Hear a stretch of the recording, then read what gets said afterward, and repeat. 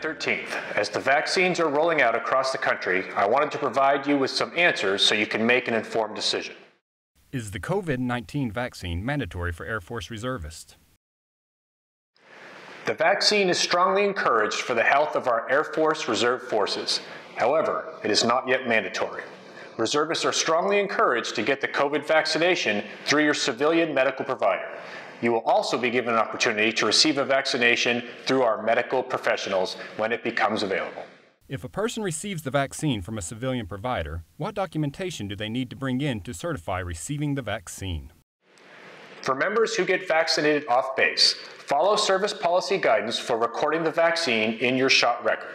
Standard documentation, similar to the flu shot, should be provided to our medical squadron for capturing the vaccination in our medical record system. Should reservists be in military status when receiving the vaccine? AFRIC recommended that reservists be in military status when getting vaccinated by the Air Force. I am mandating that you be in military status.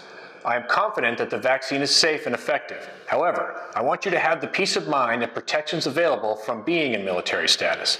Plan to use annual tour, rescheduled UTA period, RMP, then RPA in that order.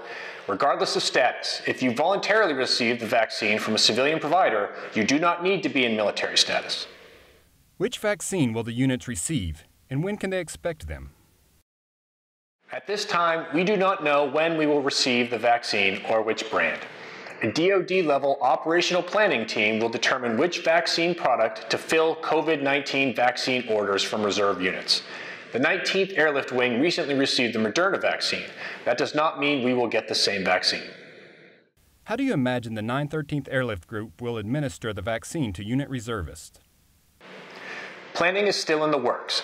We will do our best to align the vaccinations with our UTAs with the intention of the second dose provided during the following UTA. The spacing of the doses across 2 UTAs falls within acceptable range of effectiveness and will not reduce the effectiveness of the vaccine. Once notified of your time for the first vaccine dose, talk with your supervisor if you are unable to attend the following UTA for the second dose. We will do our best to keep you updated on the process as we go forward.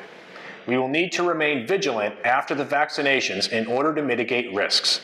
There is still a large portion of the population that needs to be vaccinated before we can let our guard down.